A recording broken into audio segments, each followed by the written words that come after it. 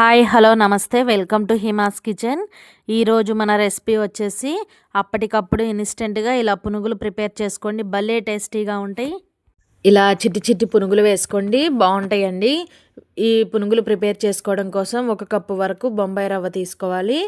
మనం ఇంట్లో ఉప్మా చేస్తూ ఉంటాం కదండి, ఆ రవ్వ 1 కప్పు వరకు తీసుకోవాలి. ఇప్పుడు ఒక మిక్సీ జార్ తీసుకొని మనం కొలుచుకున్న బొంబాయి రవ్వని మిక్సీ జార్లో అయితే వేసుకోవాలి. ఇప్పుడు మూత పెట్టేసుకొని వీలైనంత మెత్తగా అయితే గ్రైండ్ చేసుకోవాలండి. ఇది మనకి ఎంత గ్రైండ్ చేసినా కూడా పిండిలాగా అవ్వదండి, కాస్త రవ్వలానే ఉంటుంది, కాస్త సన్నని రవ్వలాగా ఉంటుంది. ఈ విధంగా అయితే గ్రైండ్ చేసుకోవాలి. ఇలా గ్రైండ్ చేసుకున్న ఈ రవ్వను పక్కన పెట్టుకొని ఇప్పుడు ఒక మిక్సింగ్ బౌల్ తీసుకొని ఇందులో మనం ముందుగా గ్రైండ్ చేసుకున్న ఈ బొంబాయి రవ్వ పౌడర్ ఉంది కదా, అది వేసేసుకోవాలండి.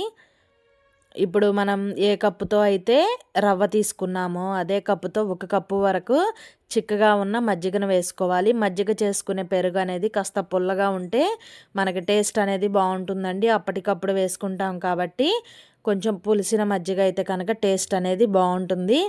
తర్వాత ఇలా ఒక విస్కర్ తీసుకొని మొత్తం కూడా చక్కగా కలుపుకోవాలి. మనం బొంబాయి రవ్వ మిక్సీ పట్టి వేసాం కదండి, మజ్జిగ వేయంగానే కాస్త గడ్డలు కట్టినట్టు ఉంటుంది. కాబట్టి ఈ విధంగా ఒక విస్కర్ తీసుకొని చక్కగా కలుపుకున్నామంటే గడ్డలేం లేకుండా ఉంటాయండి. ఇలా విస్కర్తో బాగా కలుపుకోవాలి, అసలు గడ్డలు అనేవి లేకుండా కలుపుకోండి. చూడండి, ఈ విధంగా కలుపుకున్న తర్వాత కన్సిస్టెన్సీ అనేది చూడండి, ఈ విధంగా ఉంటుంది. మనకు 1 కప్పు రవ్వకి 1 కప్పు మజ్జిగ అయితే కరెక్ట్గా సరిపోతాయండి.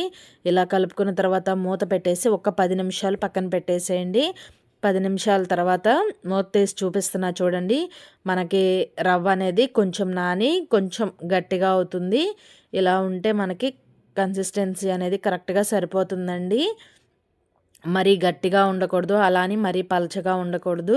దానికోసమే మనం 1 కప్పు రవ్వకి 1 కప్పు మజ్జిగ వేసుకున్నాం అనుకోండి, కరెక్ట్గా సరిపోతుంది. ఇప్పుడు ఇందులో రుచికి సరిపడా సాల్ట్ వేసుకోండి. తర్వాత ఒక 1 టేబుల్ స్పూన్ వరకు జీలకర్ర వేసుకోండి. జీలకర్ర కొంచెం ఎక్కువే వేసుకోండి, టేస్ట్ కూడా బాగుంటుంది. తర్వాత ఒక 1 టేబుల్ స్పూన్ వరకు అల్లంని ఇలా చిన్న చిన్న ముక్కలుగా కట్ చేసి వేసుకోండి. ఒక 2 పచ్చిమిర్చిని కూడా ఇలా ముక్కలుగా కట్ చేసి వేసుకోండి. అలాగే ఒక పెద్ద ఉల్లిపాయని ఇలా ముక్కలుగా కట్ చేసి వేసుకోవాలి. అలాగే ఒక క్యారెట్ని కూడా ఇలా సన్నగా తురుముకొని వేసుకోండి.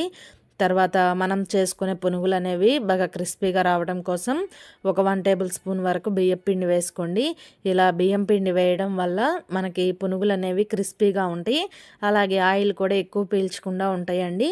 కాబట్టి ఒక 1 టేబుల్ స్పూన్ వరకు బియ్యం పిండి వేసుకోండి. తర్వాత కొంచెం వంట సోడా వేసుకోండి. మనం అప్పటికప్పుడు వేసుకుంటున్నాం కాబట్టి చక్కగా మనకి కొద్దిగా వంట సోడా వేసామనుకోండి బాగా టేస్టీగా వస్తాయండి. తర్వాత వంట సోడా వేసిన తర్వాత చక్కగా మొత్తం కూడా బాగా కలుపుకోవాలి. మనకి పిండి కన్సిస్టెన్సీ చూసారు కదండి, ఈ విధంగా ఉండాలి. మరీ గట్టిగా ఉండకూడదు, అలా అని మరీ పలచగా ఉండకూడదు, ఈ విధంగా ఉండాలండి. ఇప్పుడు ఇందులో సన్నగా తురిమిన కొంచెం కరివేపాకు వేసుకోండి, ఫ్లేవర్ బాగుంటుంది. ఇలా కొంచెం కరివేపాకు అలాగే కొంచెం సన్నగా తరిగిన కొత్తిమీర కూడా వేసుకోండి.